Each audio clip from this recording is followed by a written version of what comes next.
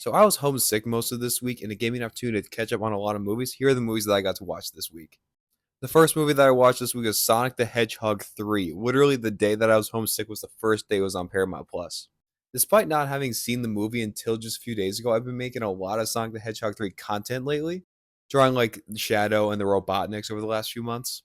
And I've really attracted this whole new crowd of my followers that love Sonic the Hedgehog and loved this movie. But I gotta say, this franchise just isn't for me. I thought the first one was fun. The second one I don't remember a lot of, but the third one I just really didn't like it. I gave it a 2 out of 5 on Letterboxd. I just really didn't like it. No matter how much I love Jim Carrey, seeing even two of him in this film couldn't save this film for me. A lot of the jokes just felt very childish, and like the iconic like galvanized dance scene. Like I saw it all over TikTok, but it just in the moment it made absolutely no sense to me. I get it, whatever. It's just a fun dance scene with two Jim Carreys. Just try to enjoy that. And I tried to, but it just still just felt weird. Overall, just wasn't really a fan of this. Out of all the films that I watched this week, this one's definitely ranked last. And the next one that I watched was Blink Twice, a little more of a controversial movie directed by Zoe Kravitz in her directorial debut. Outside of the really tough subject matter, you have to really take your hat off for Zoe Kravitz with this being her directorial debut because this was like phenomenal for being someone's first crack at directing a full feature film. And even outside of that, like I really enjoyed this movie. It really gave me vibes of like Don't Worry Darling and Midsommar. And it got me thinking like if Florence Pugh was the lead in this movie, she could have had a whole trilogy that's just about brainwashing people basically. But again, the thriller aspects of it, the twists along the way, even the big twist, the big red rabbit twist throughout this film, I thought was all awesome and all very well done. And the ending is also very satisfactory for Channing Tatum's character getting his just desserts. It was great. Great ending, great twist overall.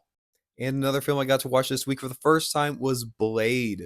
I've been really chomping at the bit to watch Blade ever since Deadpool and Wolverine, but it has not been on a streaming platform until like this month. And like this film is fine. It really comes out swinging with that opening fight scene at that club with like the blood coming out of the sprinklers. Like, holy crap, that was such an incredible opening. But really, from there, it doesn't really captivate me that I hoped it would have. Wesley Snipes is very intimidating and is great as Blade, but the rest of the story just really didn't do much for me. Like, the rest of the movie is just people wearing leather fighting and then a bunch of blood and bunch of people like exploding. But again, it was fun. Didn't really blow me away. Gave it a 3 out of 5 on Letterboxd. And I finally got the chance to watch Parasite for the first time this week, and holy crap, is it as advertised. I vividly remember watching the Oscars the year that Parasite won basically everything, and I'd never heard of the movie until the Oscars. I didn't know anything about it, and I was actually getting a little frustrated that I was winning so much.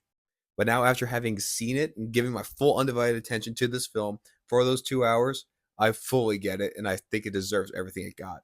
And now I'm super excited for Mickey 17 getting to see the next Bong Joon Ho film. I'm so excited for that to come out. But holy crap, this film had me absolutely captivated. This whole story was so fascinating.